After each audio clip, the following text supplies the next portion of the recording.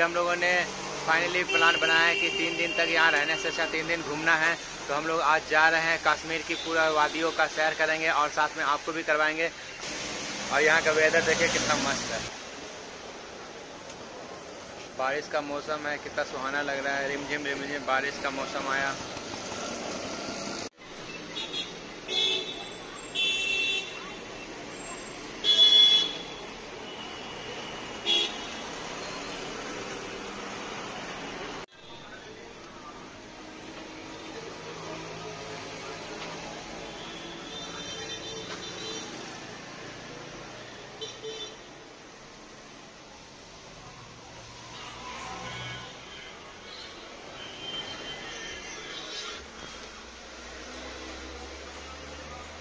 हमारा गाड़ी आ गया और हम अब निकल लिए लॉन्ग ड्राइव पे।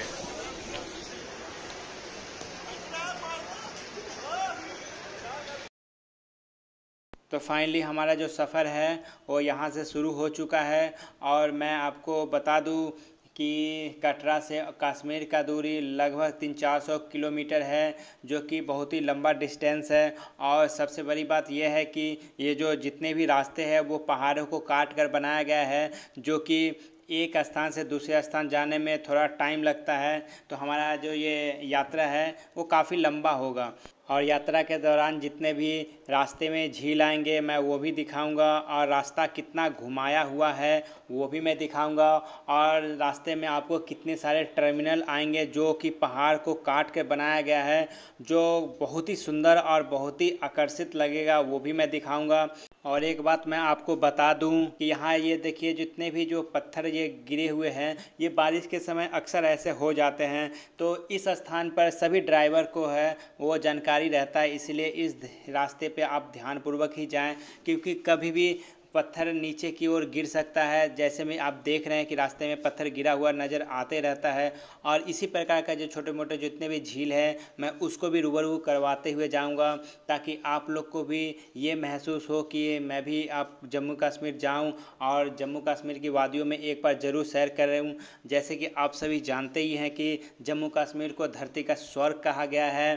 तो ज़रूर आप जीवन में एक बार ज़रूर कश्मीर की यात्रा करें और विथ फैमिली या परिवार के साथ जाएं तो और आनंद रहेगा। तो आप जैसा कि आप ये देख रहे हैं ये फुल्ली वेदर है। आप ये नहीं सोचिएगा कि आपको कुहासा लगा हुआ है या फिर आप कह सकते हैं कि ये कुहासा ही है, जिसको हम अपने भाषा में कुहासा बोलते हैं, कोहरा बोलते हैं।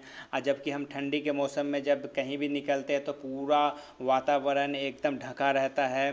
तो वही कुहासा है जो यहाँ पर कहीं कहीं मिलेगा, तो कहीं पे आपको बादल मिलेगा। जैसा कि आप अभी देख रहे हैं कि वो हमारे समीप ऐसा लग रहा है कि बादल है, उसे पकड़कर छूकर हम अपने बैग में भरकर अपने घर को ले आए, मगर ऐसा नहीं है, वो बहुत ही दूरी पर स्थित रहता है। और मगर हमें ऐसा लगता है कि वो हमारे समीप है, ऐसा नहीं है। और आप लोग देख सकते हैं कितना सुंदर और कितना आकर्षित ये दृश्य लग रहा है। और आगे जो आप देख रहे हैं नया टनल का निर्माण किया जा रहा है, और नए टनल का जो निर्माण किया जा रहा है उसके पीछे बस एक ही मकसद है कि जितने भी हमारे भाई बंधु जो यहाँ पर ट्रक चलाते हैं, एक स्थान से दूसरे स्थान पर सामान पहुँचाते हैं, या फिर जो बस चलती है, या फिर जितने हमारे भाई बंधु लोग टूर पर जाते हैं, जो यात्रा हम 50 किलोमीटर दूर घूम कर तय करते हैं, वो यह टनल के द्वारा हम उस यात्रा को 15-20 किलोमीटर कम कर सकते हैं। इसलिए यहाँ पर नए टनल का निर्माण किया जा रहा है, ताकि हमारे जितने भी भाई बंधु लोग घूमने जाते हैं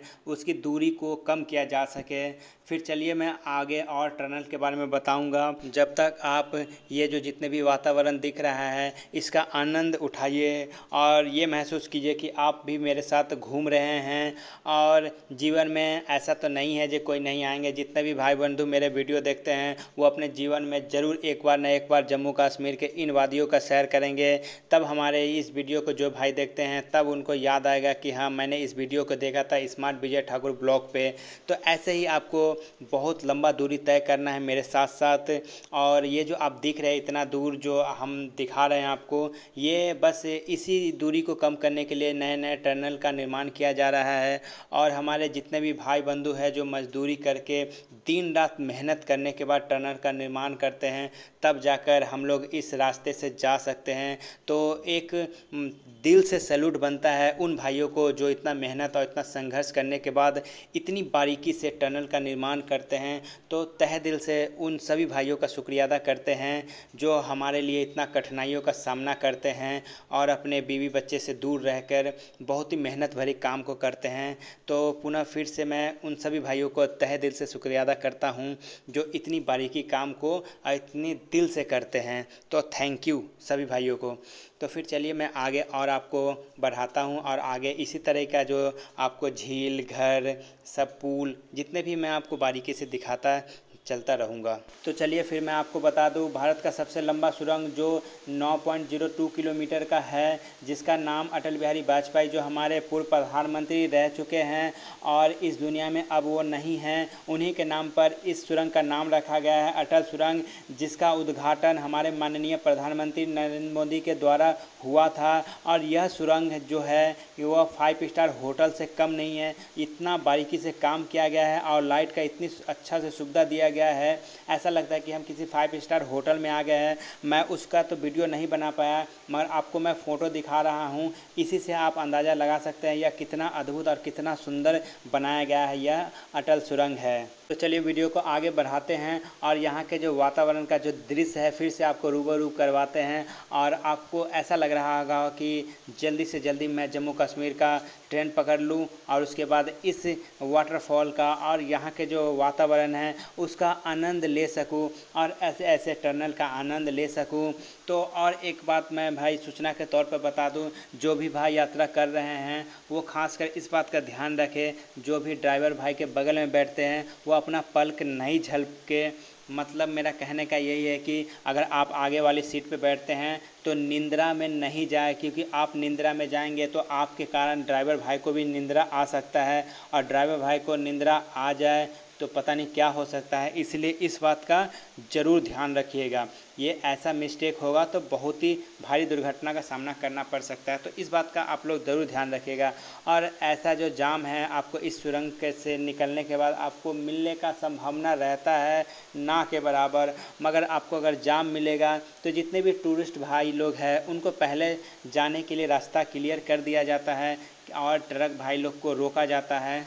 इसलिए आप लोग इतना टेंशन में नहीं लीजिएगा, जाम जो है आसानी से निकल जाता है और छुटकारा भी आप लोग को मिल जाएगा। तो हम लोग कश्मीर में पहुंच चुके हैं और आप यहां का भी आनंद आप ले सकते हैं।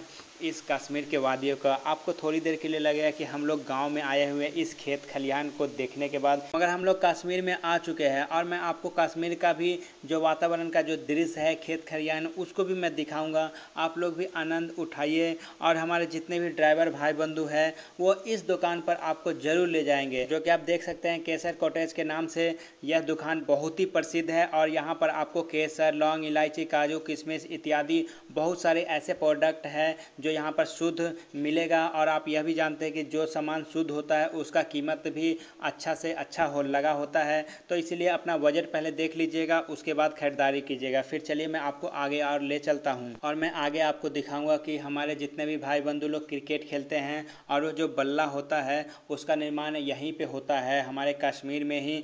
और ये भी बता दूँ आपको, यहाँ जितने भी दिख रहा है लकड़ी वो पहले काटा गया है, उसके बाद यहाँ जो कारखाना उपस्थित है उसमें ले जाया जाएगा और उसको हर तरह का आकार में बनाया जाएगा, मोटा, पतला, छोटा, बारीकी से आकार देने के बाद उस पर फिर जब बन के तैयार हो जाएगा उसको डिस्ट्रीब्यूटर को दिया जाएगा। डिस्ट्रीब्यूटर उस पर अपना लोगो लगा कर फिर हर राज्य में डिस्ट्रीब्यूट करेंगे। तो इसी तरह का जो कार्य का जो सिलसिला है चलता रहेगा और आप देख सकते हैं।